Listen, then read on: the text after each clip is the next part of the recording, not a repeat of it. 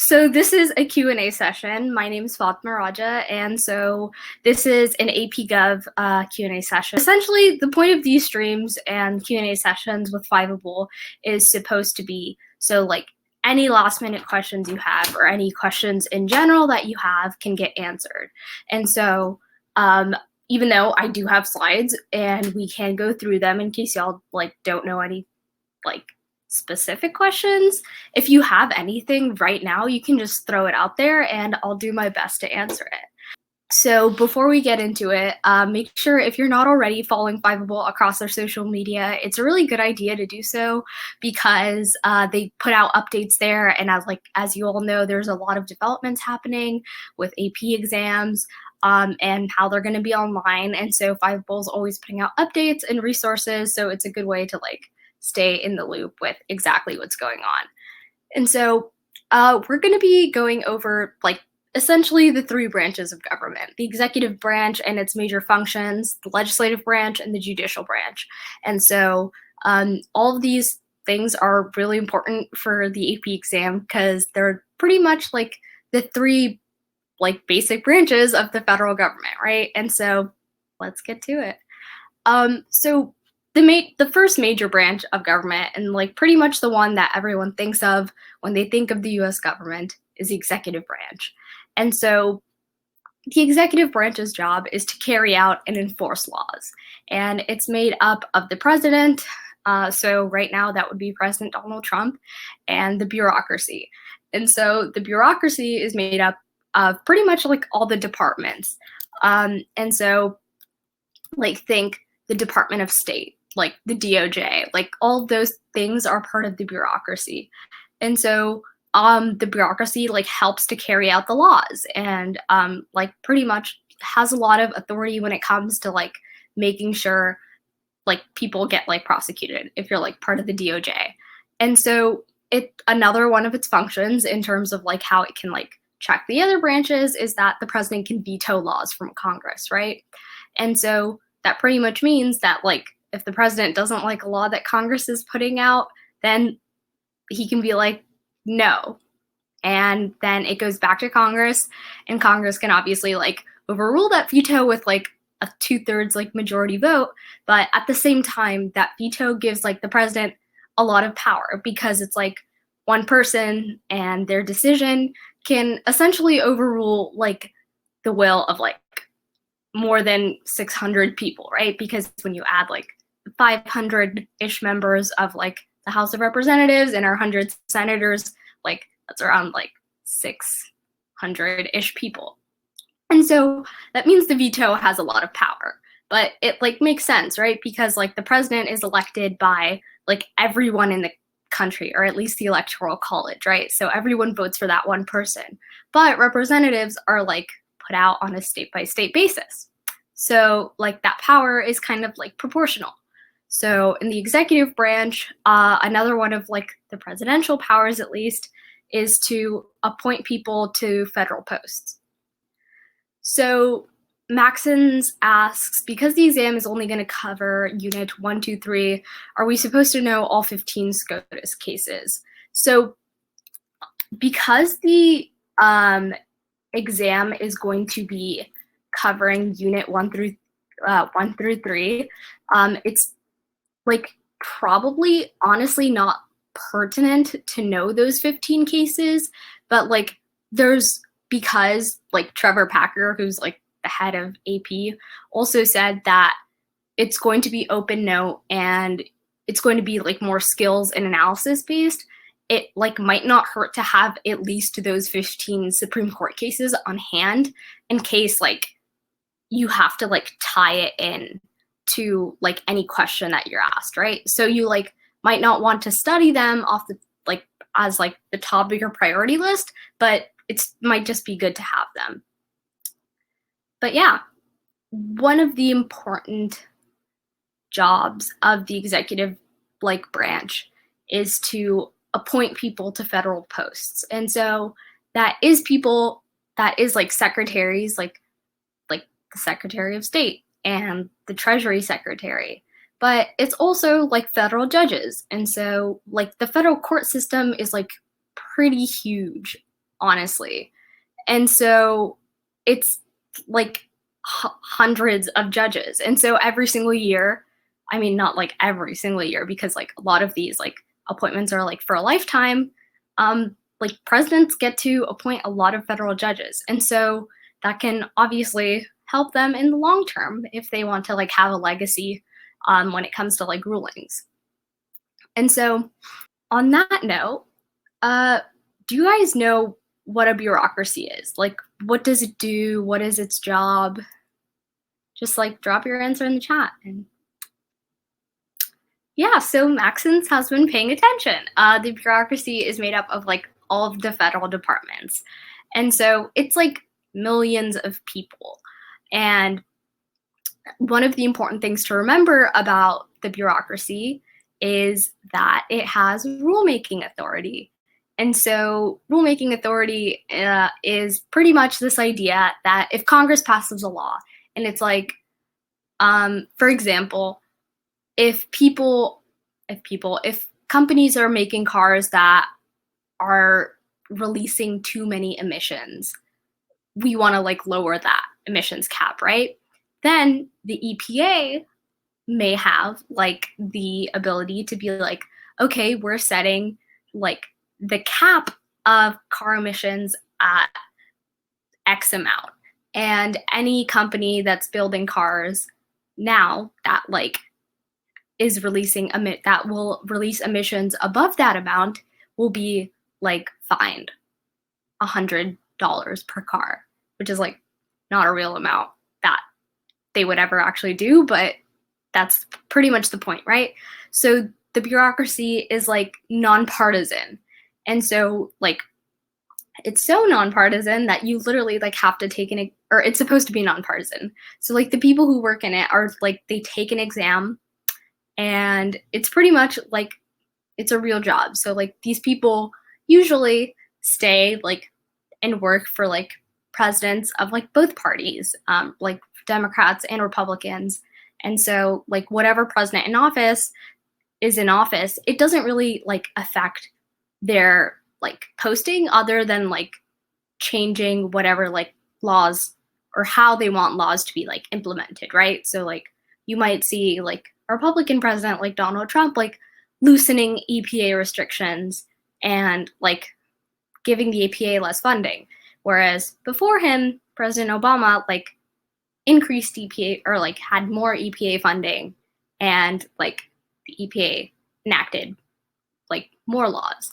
So like that changes, but a lot of times people who work for the bureaucracy continue working for the bureaucracy across presidential parties.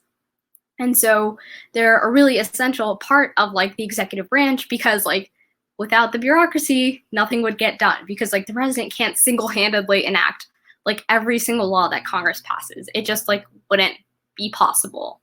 And so, yeah, that's what happens with the bureaucracy. But on that note, how long is a U.S. Senator's term? Y'all are right. A U.S. Senator's term is 6 years long.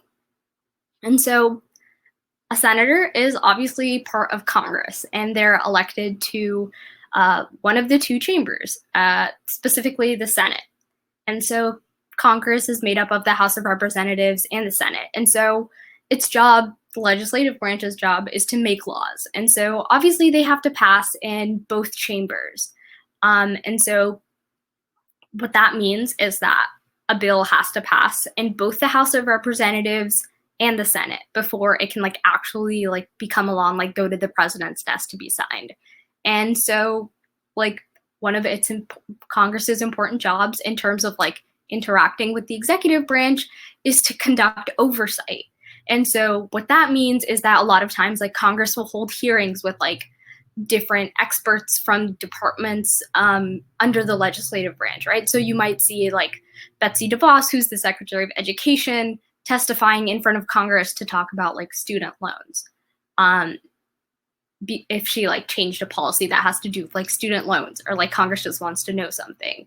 And so like that's actually something that we saw happen.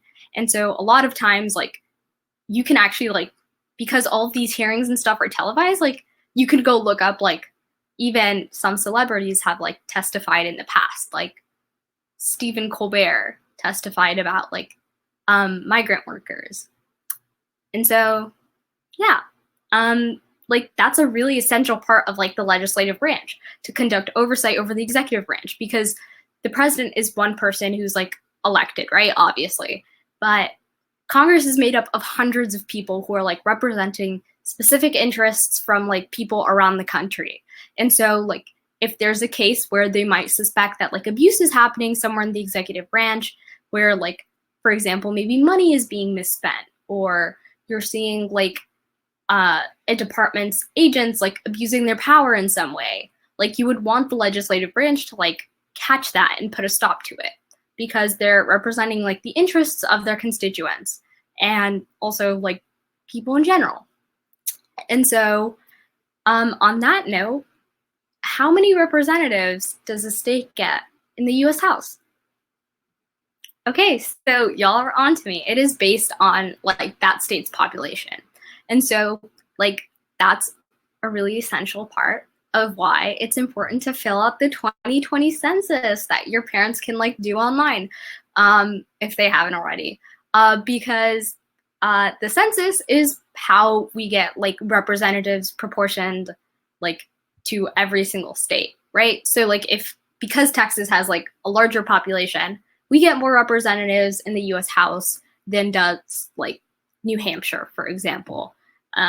Pretty sure we have more people than New Hampshire, but correct me if I'm wrong.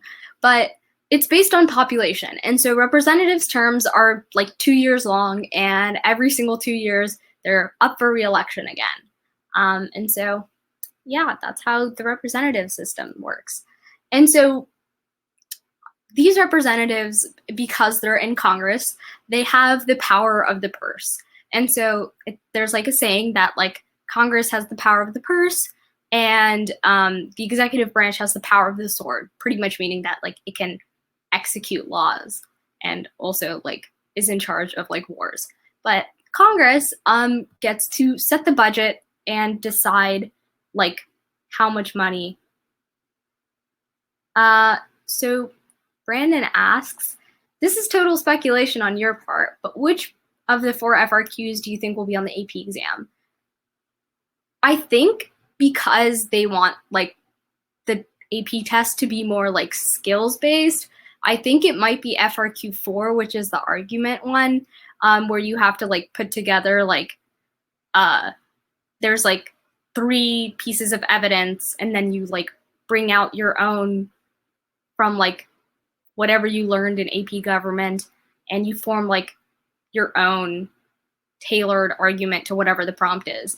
But I think that because they're like Trevor Packer on Twitter is like emphasizing that it's going to be like skills based and you can use your notes, I think it's going to be FRQ 4 because of that reason. But that's speculation, and we'll know more after April 3rd. So yeah, Congress has the power of the purse. And so this means that it has honestly like a lot of power, because like the entire funding of the federal government gets decided by Congress. And so it's important to remember here that something you might like remember from your Foundations of Democracy review is that all of these like funding like or taxation bills like have to start in the House of Representatives, because it's like the most directly representative of like people across the United States, right? Like your senators might represent like millions of people because like states have a lot of people in them, right? But your representative might be representing like a few thousand. And so like what they're saying is generally it should be more like representative, get the pun there, of what their district wants. And so that's the reason why taxation bills are supposed to start in the House. And they do. And so Congress gets a lot of power because it can decide whether or not it wants to continue funding a like presidential program or not. It can just like kind of decide whether or not it wants to appropriate money for it. And so even though like that money can be like moved around by the departments, like Congress gets to decide how much of that money goes to a department in the first place. And so that's why it's really important that like secretaries like go and advocate for their departments, right? Because you want to like get funding so you can get things done effectively. And so in that like same vein of thought, Congress, another way it checks presidential power is by impeaching presidents, like what just happened a few months ago. So like the impeachment is like the investigation. So if a president is being like impeached, it pretty much just means that the House of Representatives is like investigating the president and deciding like whether or not he's committed like high crimes and misdemeanors or like treason or something like that. And like articles of impeachment might get like passed. And so in the House, they did get passed. And so the actual impeachment trial, though, that's conducted by the Senate. And so the Senate has like 100 senators. And so all of those senators act as jury members. And so representatives from the House come and they're like in the Senate and they're like, oh, this is why we passed the articles of impeachment. Tigist asks, can you explain constitutional amendments through formal, informal changes and through state conventions? And so what I think you mean here is how constitutional amendments get passed. And so the way that constitutional amendments get passed is that they have to pass in like 3/4 of state houses and also in like the House and the Senate, right? And so they have to get passed on both like the state level and on the federal level. And so the reason that's why like it takes such a long time a lot of the time, because like it's just like a lot of like voting that has to happen. And so a lot of times like we also see but I think that's what you mean. Correct me if like this is not the process you want to hear about. But the way that that happens is that like constitutional amendments, like they get proposed and like by Congress with the 2/3 majority in the Senate and the House, or if like a constitutional convention is called by like 2/3 of state legislatures, that's another way that they can get proposed. But essentially, like after they're ratified by an amendment is like ratified by like the majority of states, like and Congress also approves it, it like officially becomes an amendment to the Constitution. So that's like a formal way that that gets done. But also like a lot of times like stuff is like codified in law, like in terms of like supporting civil rights. And so that's like in kind of like, even though it's like done through law, it's a more informal way of like amending like some big societal issue. And so approving presidential appointments is kind of like how Congress is able to like check the president in another way, because generally you want qualified people running departments, especially because like each department is employing like hundreds of thousands of people and carrying out like laws that affect like all of America, right? And so sometimes you see like less qualified people being like approved. And so there's more like stuff that happens that like generally wouldn't happen under someone who like actually knows what's like going on, right? So like, for example, we'll go back to like talking about Betsy DeVos. Like she hadn't, like there was a lot of controversy around her confirmation because she was a big supporter of like charter schools and like for-profit charter schools.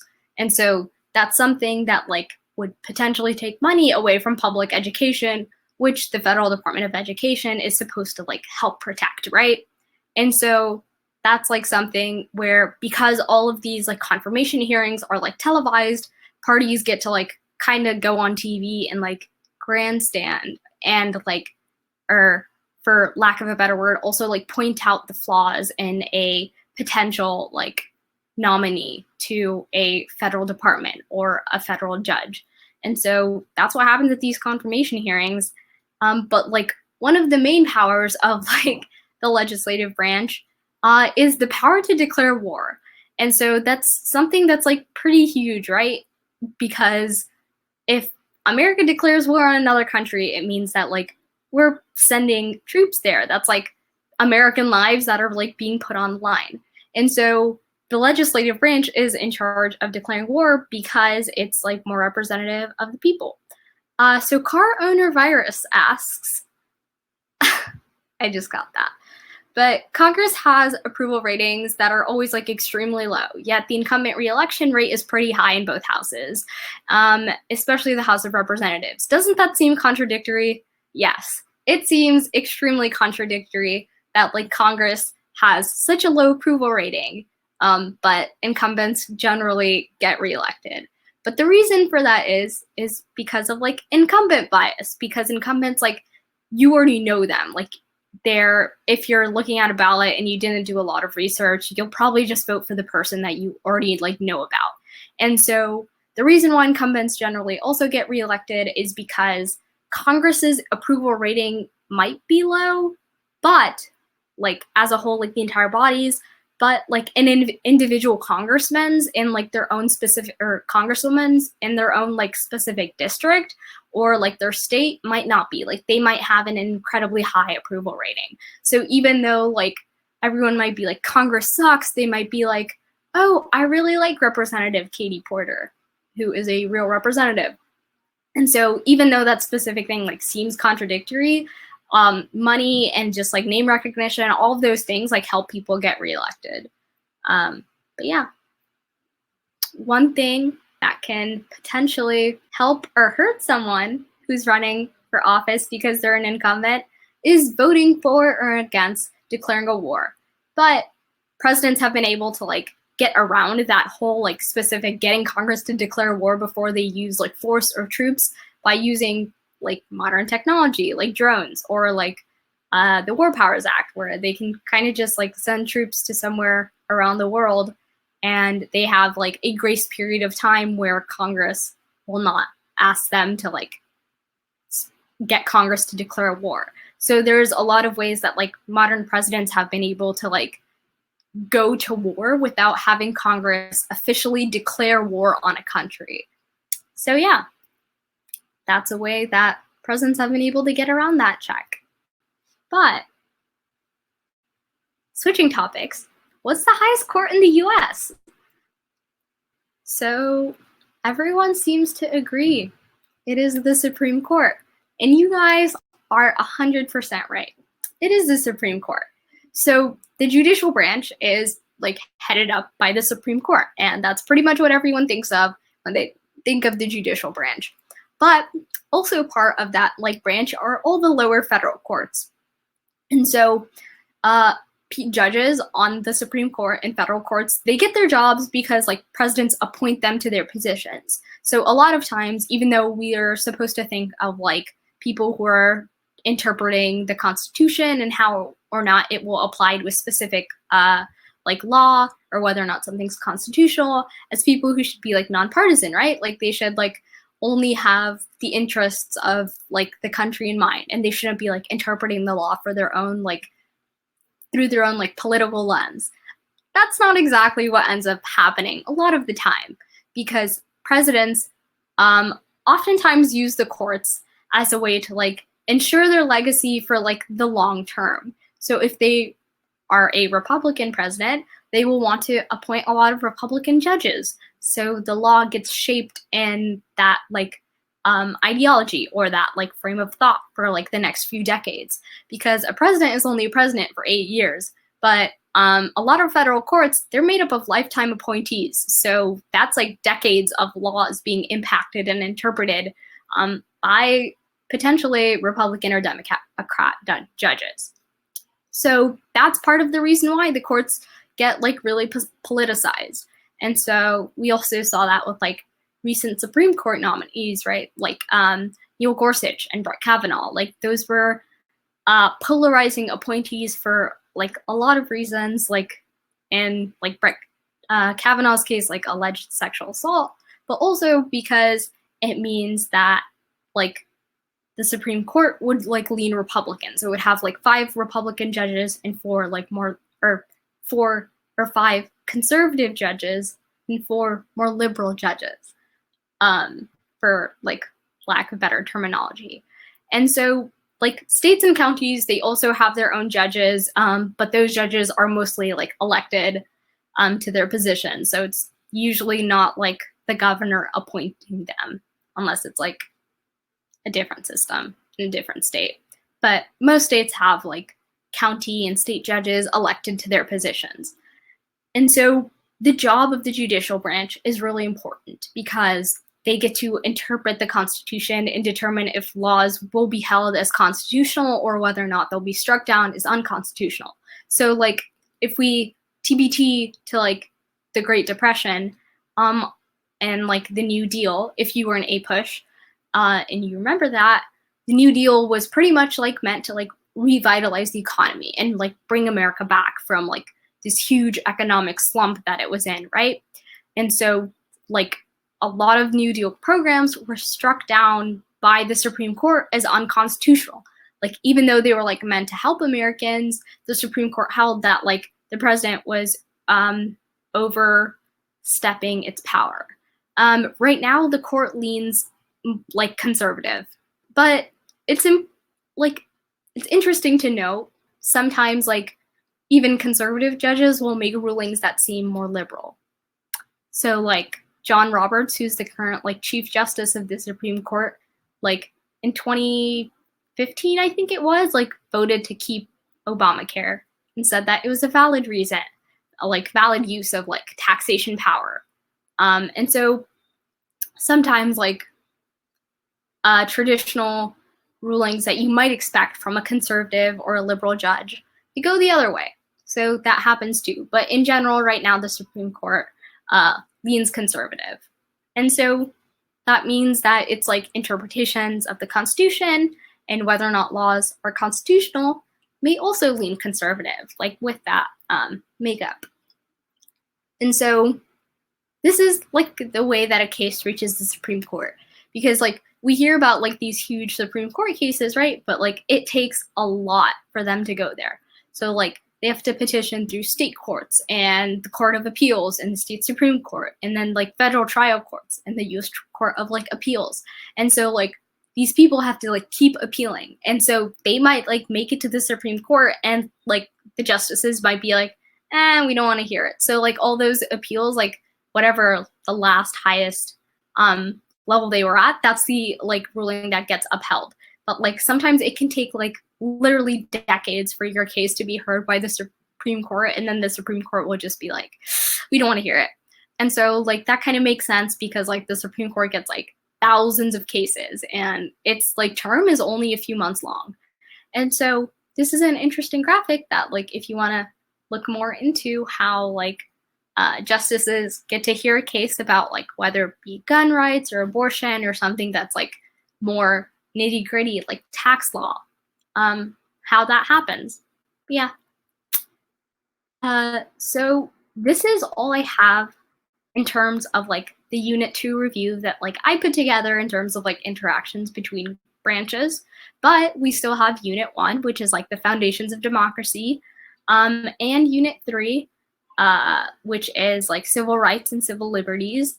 And so if you guys have any questions pertaining to either of those things, like go ahead and like throw them out there. Okay, so it looks like no one has any questions about, so most court cases will still be on the test, right? So because the test is going to be a free like response, like written test, and as of now, like they didn't say anything about multiple choice, it's possible that like there won't be a lot of Supreme Court cases on it because they might just choose to do like 2 FRQs, and maybe neither of those FRQs are about the Supreme, are like not the Supreme Court like case analysis essay.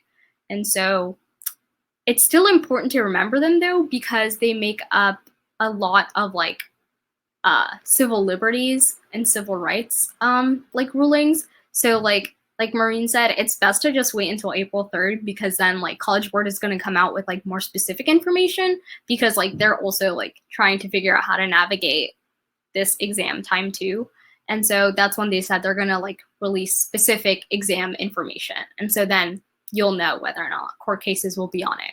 and like the more specific format of the exam. I hope that was helpful. But yeah, seeing that you guys don't have any more questions, I hope you have a great rest of your day. And hopefully I'll see you guys later today during the current events stream. But thank you all so much for coming. And I hope you all get 5s on your AP exam, whether you're taking them online or in person. But yeah, have a good day.